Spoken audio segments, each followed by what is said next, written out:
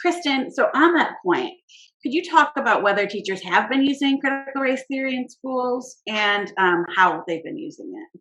Yeah, absolutely. So, I mean, I think as Gilbert laid out, it's a theoretically very complex idea, and really, I mean, there are some undergraduate courses where this is taught frequently. It's done in law schools and graduate school. So, to answer the question, is it being taught in K-12 schools? It's not, right? Like there may be, current educators that somewhere in their college coursework have been exposed to CRT, in which case, they may have a broader understanding of the ways in which racism operates in our societies, in our institutions, in and through schools. But it's not any sort of curriculum, that's being taught in any kind of cohesive, packaged way in our schools. I think educators who have been exposed to CRT think more critically about the curriculum and use, so they're raising questions like, whose voices are missing, right? Which perspectives are missing from the curriculum? Whose voices and perspectives do I need to bring in? Questions about representation, things like that. Educators who've been exposed to CRT may think differently about their pedagogy, and therefore, are engaging in communities and schools in different ways. But teachers are not teaching this framework. It's deeply theoretical. It's a complex tool of analysis. I do think it's worth pointing out, though, that there are some, additional misconceptions about what CRT is.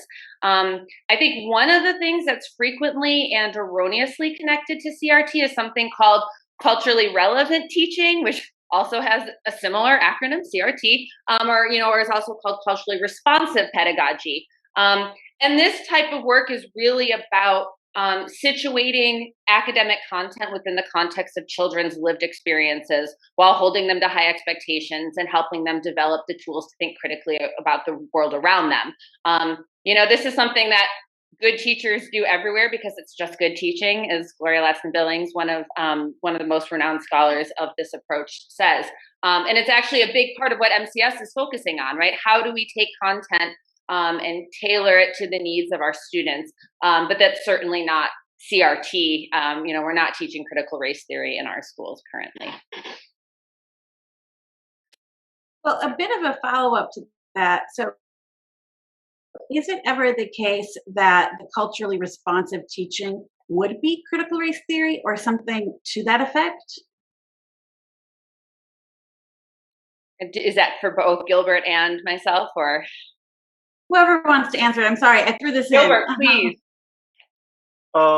My take is that it can be, because the essence of critical race theory is that it brings race to the forefront analysis, right?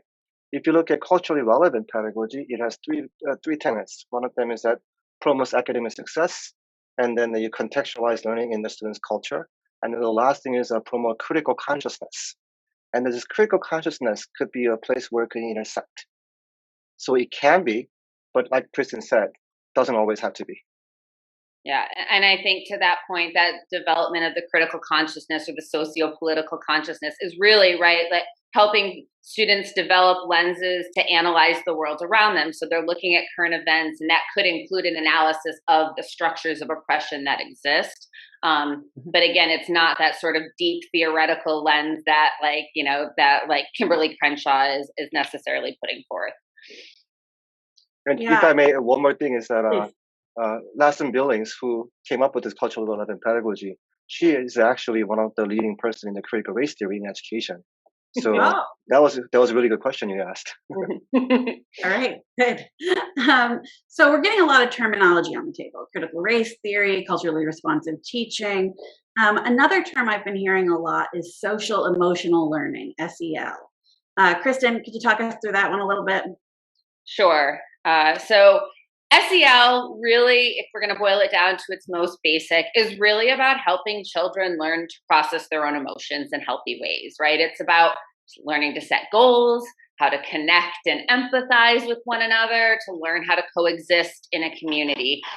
There's an organization called CASTLE. They're the foremost resource on SEL. They define it as a process through which children and adults understand and manage emotions, set and achieve positive goals, feel and show empathy for others, establish and maintain positive relationships, and make responsible decisions. And the intention behind it really is to nurture resilience, fortitude, empathy in children. And the field developed out of the work that was happening in the field of emotional intelligence and the work that was happening in social intelligence. And it's generally comprised of 5 core elements. So there's a focus on self-awareness, there's a focus on self-management, there's a focus on social awareness, so looking beyond yourself to the world around you, relationship skills, and then responsible decision making. So on that area of instruction, of facilitation of learning, reflection, self-awareness, empathy. A lot of people I'm seeing people talk about values and value instruction in education. So one question that is people pose this, or they suggest that the classroom is not the place to teach values. The classroom is not. We should be focusing on things like reading, writing, arithmetic. I guess we'll point this to Gilbert. Do you think teachers should be teaching values? How does that intersect with teaching what we might call content, or what we might call something else?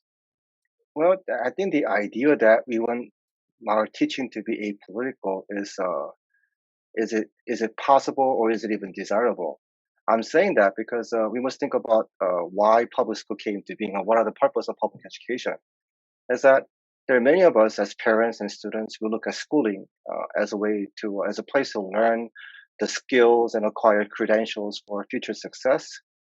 Looking at success as something that individual gain, right?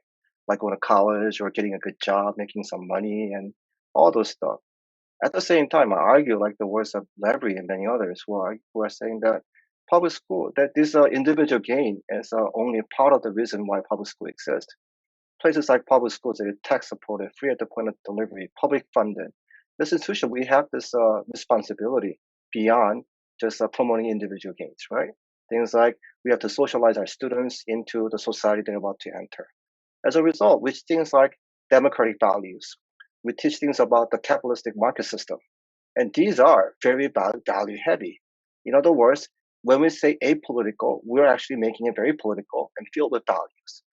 So we are teaching this with these 2 things as an example. Anyway, the one can make an argument: teaching, learning, and schooling is a very political in nature, filled with values that are selectively chosen to define what is normal and what is valuable, what is appropriate, what is accurate. And the problem is that these values are presented when presented as invisible. These has the appearance of what is natural and what is normal. And when that happens, these becomes a measuring sticks against people who are other, who are not part of the system.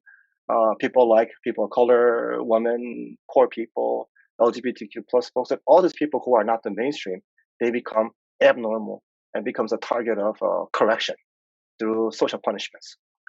So this is only one example of many where teaching values already occurred in our teaching and learning.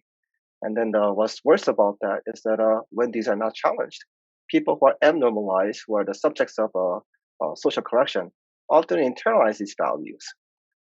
So not teaching value, is it possible or is it desirable? I feel that teaching value is a must thing and is a very desirable thing. May I add something to that, if it's okay? Please do. Yes. I think just to add on to what Gilbert is saying, I mean, public schools have always taught values, right? Like, I mean, that part of the reason public schools were started, right, were to inculcate people into sort of democratic values, right? So it was set up to inculcate values. And I mean, you think about something like patriotism, that's a value, right? Like, we ask children to say the Pledge of Allegiance. That is a value that public schools are forwarding. So I think to Gilbert's point, a lot of times these things are framed as neutral and not necessarily as values, but they very much are selective choices that we are saying we value this or we do not value this, and therefore that's why we're socializing children into this.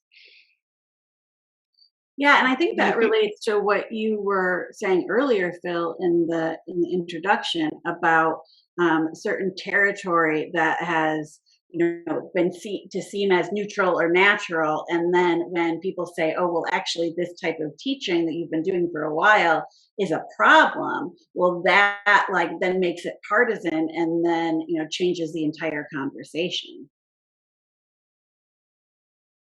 Yeah, I find it interesting the idea of naming something as non-neutral or bringing it from assumed like just part of what is into, oh no, this is a value that we hold, that we build toward. Suddenly that makes it vulnerable to critique, to reevaluation, or to augmentation, or to evolution. Like it brings it into this space where somebody says, hey, you're taking what I assume to be absolute and making it negotiable or socially negotiated.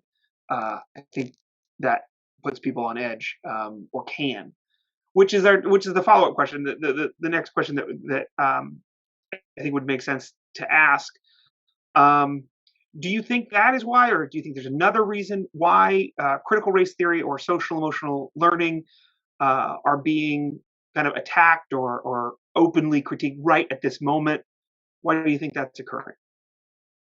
I mean, I think there's a few reasons, right? I think one, this is part of a larger cycle. Like schools, as Gilbert was making the point, right? They are political spaces. They're contested, because the curriculum tells a story, right? And it's whose stories, whose values are put forth. So, we've seen this throughout history, that there have been fights over, what's included in the curriculum and what's not. Like most recently, I think about the push for ethnic studies and the efforts to shut that down in places like Arizona, or efforts around bilingual education in California. We saw a lot of this like post World War II and during the Civil Rights era. So it's on one hand, it's an extension of a long legacy, right, of contested curriculum and schools as contested spaces. I think there's a few other reasons right now too. I mean, I think part of this is a backlash to the Obama presidency, right, and what's fallen out as a result of that. The sort of like stereotypical saying of, for two steps forward, there's, you take a few steps back. So I think in some ways this was an anticipated backlash that a lot of folks expected to occur. I think another part of why, especially right now, thinking about the uprisings in relation to the killings of George Floyd and other folks, and the kind of racial reckoning, especially for we saw large people coming out in droves in kind of a way we hadn't seen in a really long time. So I think it's partially a reaction to the racial reckoning that occurred and these uprisings. And then lastly, I think, it's an election year is coming up, right? So I think that rallying around a cultural issue serves to unify the base and bring folks out. So I think it serves a very political purpose at this moment in time. I agree with you entirely. If I add one more thing, is that somehow we live in this political climate where people can express racist ideas and feel okay with that. I think that has something to do with that as well too. I think that's an excellent point. I mean, I think that, for a long time, kind of post-civil rights era, there was a sort of like color evasive language, like we pretended like we didn't see color, and we sort of had a lot of this coded language. And in recent years, it's been much more normalized to bring it out in the open in a way we haven't seen, in some time. I think it's interesting that in the discourse surrounding like what some people have called racial frankness or anti-political correctness, it's taking an area where we did think of it as sensitive or negotiated or some area to be cautious, and it's making it into, well, this is just frankness. This is just stating what is, which is the opposite process of what we're talking about when we sensitize ourselves to the idea that like an idea is contentious.